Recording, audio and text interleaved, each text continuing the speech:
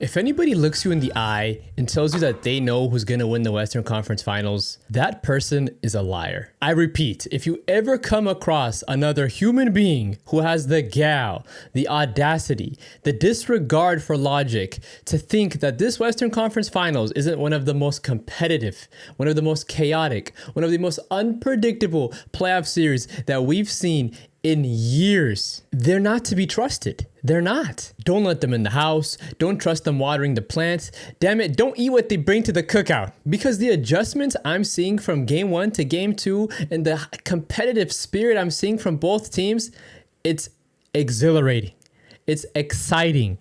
This is the type of things that you want to see in playoff atmospheres. This is what I've been hoping to see a little bit more in the Eastern Conference, but damn it, I'm not complaining. Here it is. The Western Conference Finals is the finals of all finals. This is the real NBA Finals. See, when you think back to game 1, SGA had that really bad first half where he only scored 4 points. The Spurs contained him so well that it had people questioning whether they even need De'Aaron Fox to win. But that's an illusion. It's a trap. And it's a trap people are falling for time and time again. But I've said it before and I'll say it again because it is true. The concept of the San Antonio Spurs not needing De'Aaron Fox is ridiculous. It is illogical. It does not make sense. And it's a game like we saw today that proves my point. We started to see just how important it really is to have a 3-level veteran guard like De'Aaron Fox on your team who can get you a bucket in the clutch, control the flow of the game, and most importantly, protect the basketball. Stephon Castle, he had some really great plays tonight, but he just cannot stop giving up the basketball. And to his credit, Dylan Harper did get injured during the game, and Castle was kind of thrown into this really scary situation where he's coming into the series as this two-way guy who can play the point but defers to De'Aaron Fox mostly. And then now he's not only becoming their primary ball handler, but on top of that, to make things worse, their second and third ball handlers are both out with injuries. So yeah, he was in a bad position, but really bad stuff from Castle. I think he had 9 turnovers on the game, and OKC had 10. So that's just 1 turnover shy of OKC's total turnovers. Like, you just can't win like that.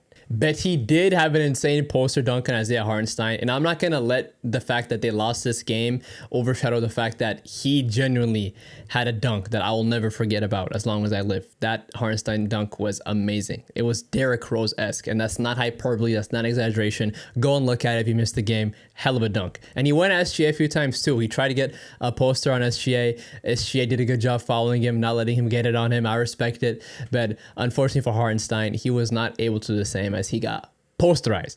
But yeah, the story for the Spurs was the turnover issue. Now, just off the dome, the first couple of adjustments I noticed from OKC was they started having Lou Dort, Jared Neal, Peyton McCain, and J-Dub do some more of the half-court responsibilities of bringing the ball up. And this was big for them because it gave SGA a better opportunity to get to his spot. Since he doesn't have to dribble the ball all the way up the court, now he can just catch it and get to his spot as opposed to having to dribble to his spot where they're going to send a double team at him and force him to pass it out, which is not what the OKC Thunder want and exactly what the Spurs want. You really just want SGA to get to his spots as quick as possible. And we didn't see that a whole lot in game 1 because he did such a good job at trapping him. But in game 2, that was an adjustment they made. And I just want to make a shout out to head coach Mark Dagnall. He did a terrific job in game 2.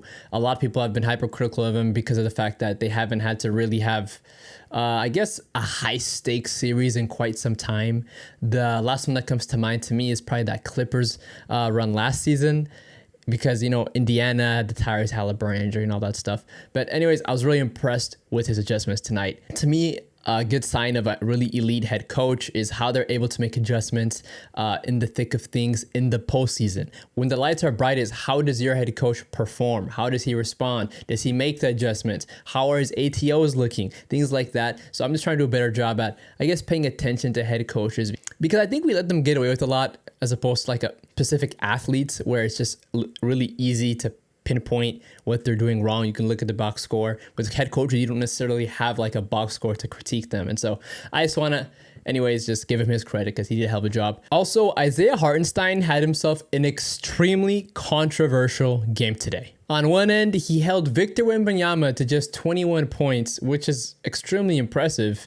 But on the other, well, NBC posted a mixtape of his defensive highlights during the game. And when you watch that mixtape? Well, every ounce of honor was just sucked out of his performance. I mean, the guy was holding Victor Wembanyama down by the arm, or either that or dragging him by his jersey on literally every clip. It's dishonorable, it's embarrassing, it's appalling.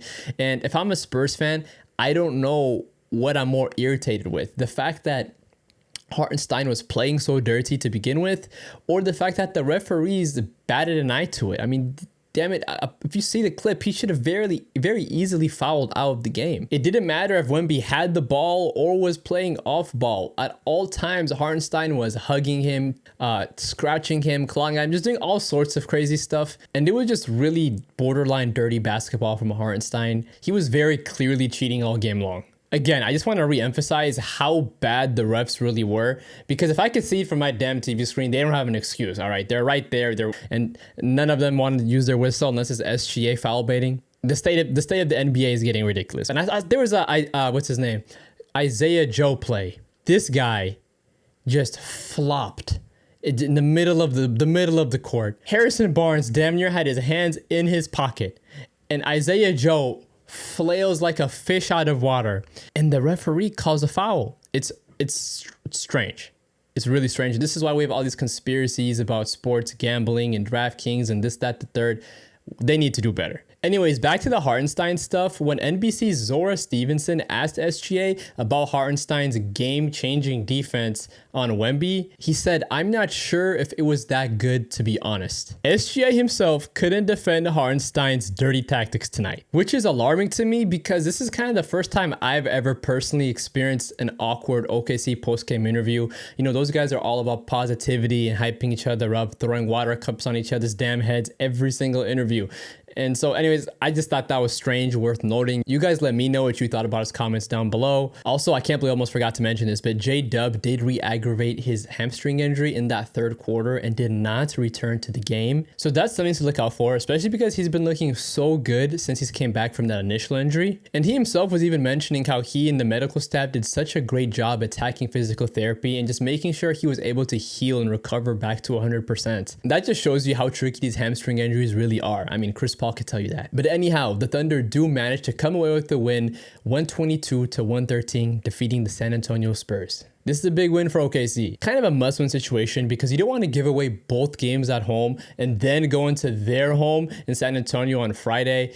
That would be no bueno. But anyways, I'm excited about Game 3. You guys let me know what you think about the series. Also, let me know how you think it compares to the Eastern Conference Finals, because I made a video about that previously. You guys should check out. I'm personally kind of concerned. But yeah, let me know, like the video, comment, subscribe, all that stuff. Peace.